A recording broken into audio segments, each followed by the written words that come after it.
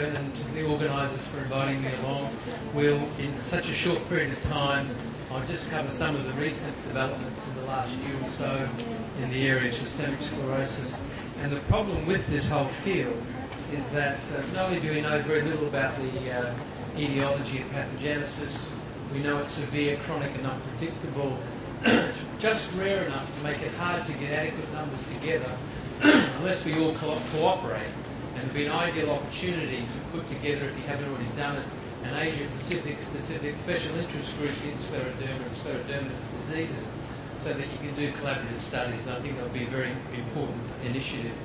The problem is the trials are poorly controlled, underpowered, poorly validated their outcome measures, and they often group patients with 20 years of disease with people who have had disease for 2 months and try and get a significant benefit.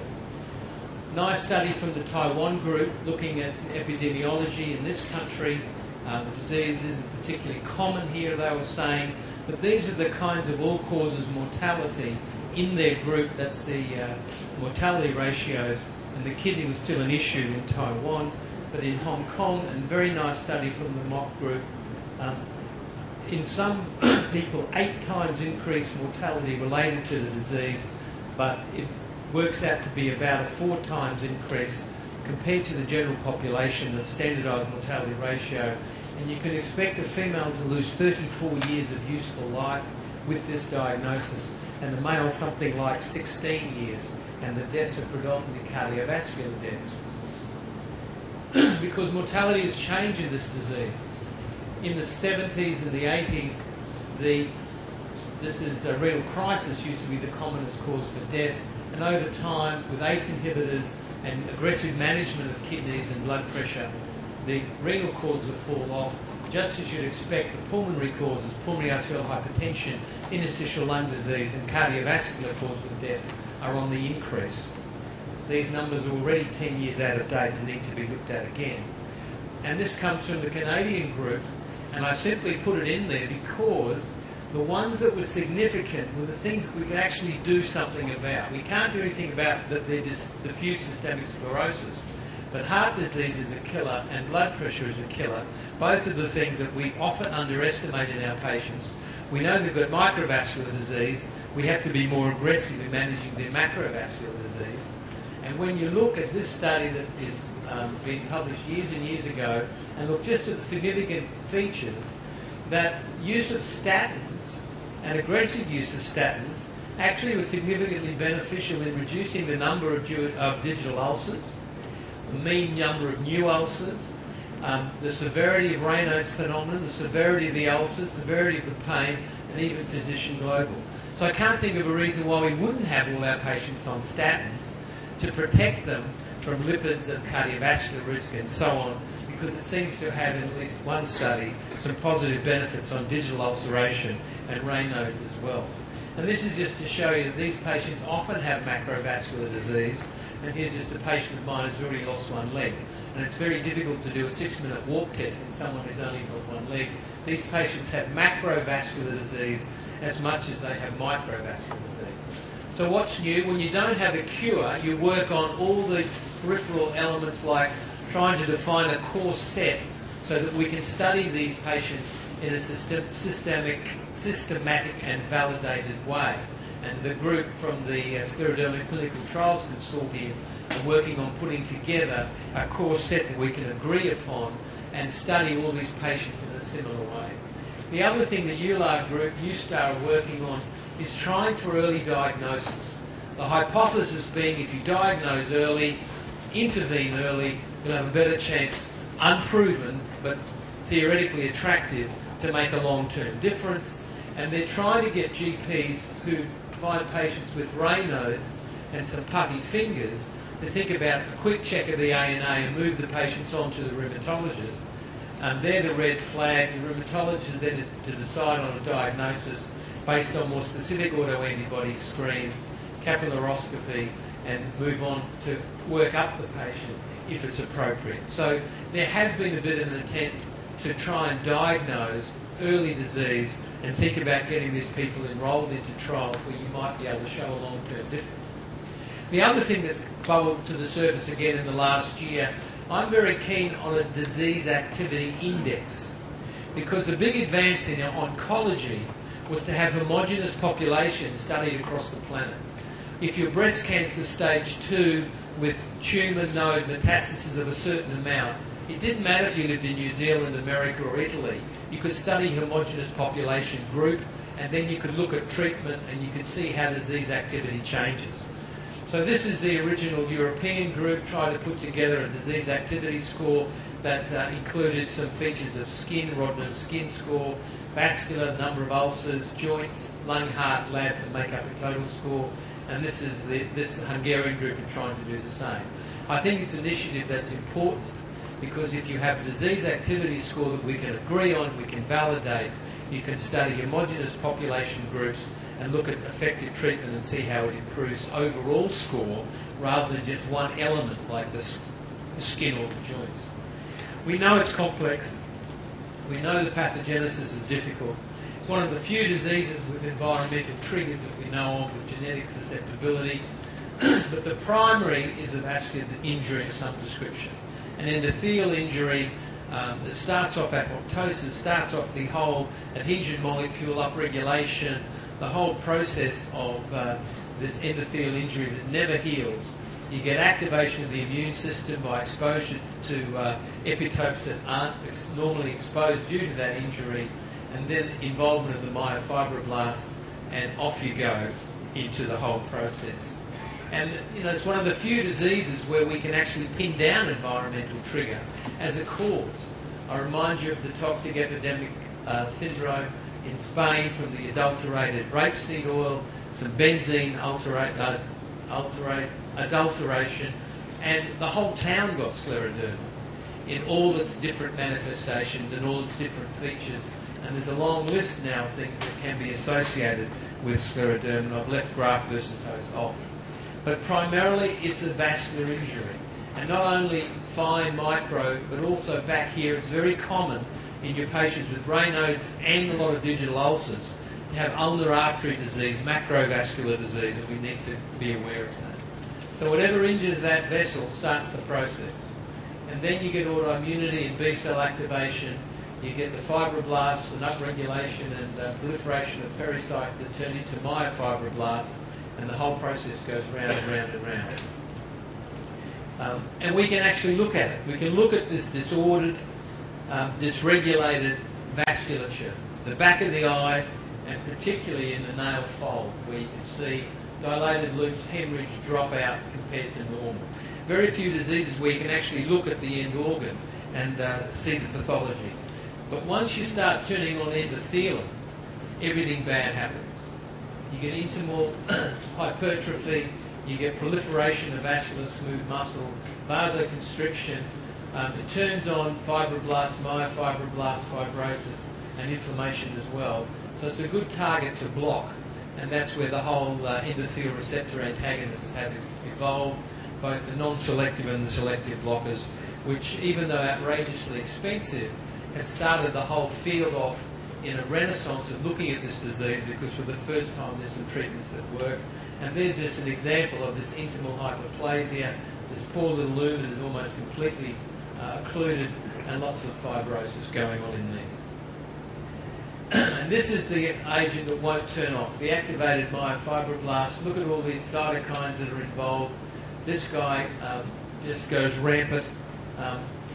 Platelet-derived growth factor and TGF-beta are very key in this whole inflammatory cascade, and you get this severe matrix development and the accumulation of the interstitial matrix that leads to fibrosis, ischemia, infarction, and tissue loss. There he is, the little myofibroblast. There's all the upregulated chemokines involved. They're all now targets to try and turn some of this disease off and reverse some of it.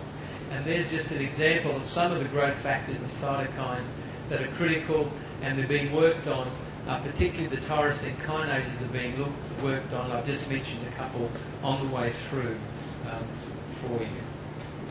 The role of the B-cell is interesting because we're very keen to use B-cell therapy, anti-CD20, either Rituximab or Tocilizumab has fallen by the wayside, but Ofatumumab is out there. And also IL-6 looks like it's a reasonable target. IL-4 and IL-13 unique to this disease, not cytokines that are upregulated in rheumatoid or those other diseases. So what about doing something about IL-6, 4 and 13 to try and turn off this whole fibrotic cycle that goes round and round? So what about biological therapy in systemic sclerosis? A nice review published here in the J Rheumatology. We love using TNFs, but there are studies now, albeit very small numbers, 18, 16, 4, 10, observational, not randomised, double-blind, placebo-controlled trials, if you like, proof of principle, and really very disappointing. Some improvement of skin, but really no effect of any major significance. Certainly not enough to move forward using TNFs as anything other than anecdotal therapy in your systemic sclerotic patients.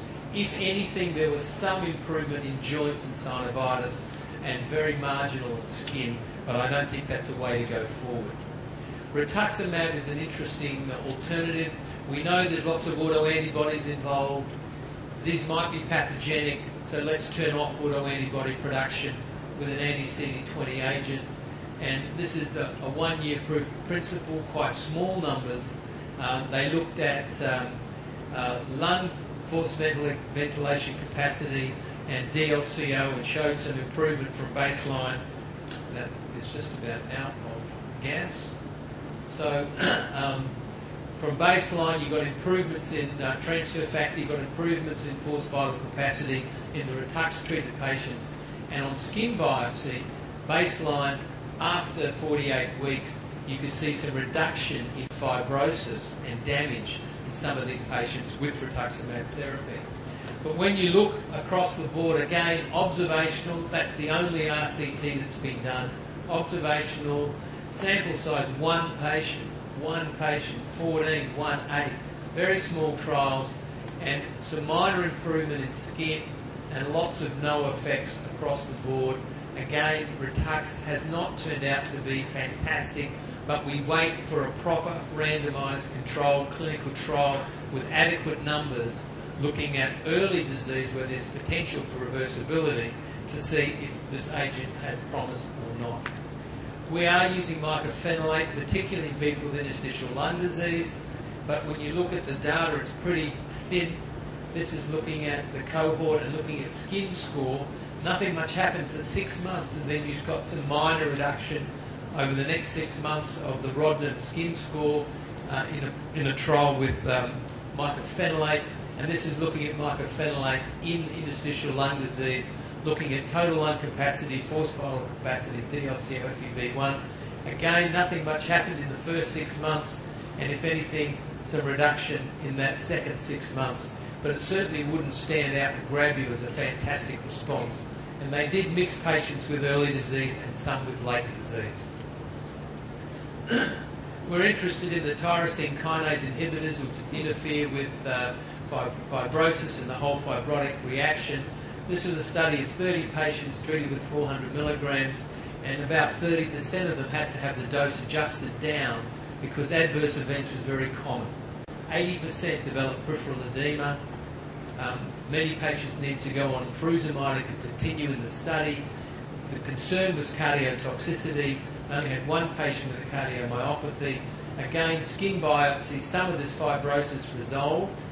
You got about a 20% reduction in Rodnan skin score over a year and about a 6% improvement in forced vital capacity. The DLCO remained stable. So they've now done a couple of studies with imatinib. I think we really need to sort out the dose to limit toxicity, and we need again a large trial, randomised and controlled, to actually see if a 22% reduction in skin and a 6% improvement in FVC is clinically significant and important. Only 2 anecdotal cases of tocilizumab that I could find in systemic sclerosis. Again, they showed in the 2 cases some improvement in skin fibrosis. There really wasn't much else in the literature about this agent, and I think there is an ongoing Roche-funded trial to try and see proof of principle in this disease with tocilizumab. Sildenafil, which is expensive and very helpful in pulmonary arterial hypertension. There's a slow-release formulation that has been trialled in Raynaud's phenomenon, and about a 44% reduction in the number of attacks in patients who take a slow-release form of sildenafil. They do suffer from headaches, these patients, 18% in the placebo arm. So I think the scleroderma renal crisis is very familiar to you all. I think it's not as common as it used to be. We're much more careful using steroids in our patients, because if you have bad skin and some contractures and you're on steroids, that's when the risk of this goes up. And we're more careful using steroids in our systemic sclerosis patients. These are the patients who are at maximal risk of getting renal crisis, and we're cognizant we work on blood pressure and ACE inhibition sooner rather than later. We're seeing less of these cases than in the past. Just as an aside, a nice study from the Italians and the USTAR group over 3 years showed that in your patients who have Barrett's esophagus and scleroderma, they double the risk of esophageal adenocarcinoma. So when you have your patients' endoscopy, they're all treated with proton pump inhibition. If they have Barrett's, keep an eye on them, and they need yearly surveillance, because the risk of adenocarcinoma is doubled in that group. Interstitial lung disease is a very difficult problem and a very common problem. And I just point out a nice study from the French group, trying to pick the patient's profile if they had interstitial lung disease complicating their systemic sclerosis, and compare them with pulmonary arterial hypertension. They tend to be the diffuse ACA positive, SCL70 positive people with a higher ratio and a higher cardiac index compared to the PAH population. And I put to you a nice paper of Nicole Go, where just using high-resolution chest CT scan and so they worked out the percentage of lung involvement, whether it was more than 20% or less than 20%, and then just following FVC, they were able to distinguish the patients who are going to be poor prognosis from the patients who are going to be good prognosis. These patients did not need heavy immunosuppression. These patients did, and you simply follow them with HRCT and lung function. And it's quite a nice paper. I recommend it to you. Now, there's no time to discuss pulmonary arterial hypertension other than to say, if you have systemic sclerosis with pulmonary hypertension, your survival is woeful compared to systemic sclerosis without pulmonary arterial hypertension. Similarly, if you compare pulmonary arterial hypertension that's idiopathic, often a BMP mutation, compare it with systemic sclerosis with pulmonary hypertension, they also do very much more severely and badly, and that's why everybody now is trying to do an aggressive screening program.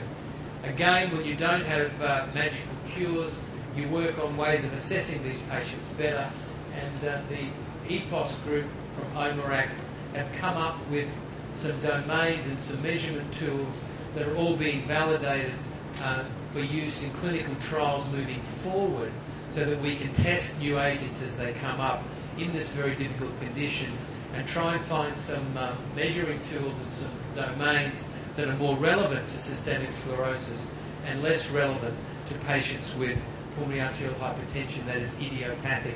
And they're just the kinds of things that people are working on. One of the things that's interesting is following BNP, pulmonary arterial pressure on echo, and the lung function as a trigger to go on with symptoms to right heart catheter. So if you use a simple blood test, your echo and some lung function, you can pick out the patients at the very highest risk of having PAH, and they're the ones to use right heart catheter for. So most people centres are trying to do a screening program, and we're working on ways to try and minimise the amount of expensive invasive right heart catheterisation, which still remains the gold standard, but we're trying to work on ways of picking the right patient, the best positive and negative predictive values, using these simple tools to try and get the right patient treated. Now again, there are 3 major pathways of treatment. There's no time to go into the newer agents and the newer drugs. And clearly all of this has now been established and validated, and there's quite a comprehensive treatment regimen out there. But I put to you we should be using combination therapy rather than what we already know fails in many other diseases, which is single agent, use it till it fails, change to another agent, use it till it fails. This area is rife for treating to the right target, which is getting people under better control, combination and then withdrawal treatment, established safety, etc. I think there's a whole new area where we're going to go with the management of pulmonary arterial hypertension, and what's holding us back is the cost of the therapy. And I think this still applies today, although there's many new drugs that people are working on. We need collaboration to get adequate numbers, and we need to split our patients into early disease and late disease so we study the right group of people. Thank you very much. Thank you very much.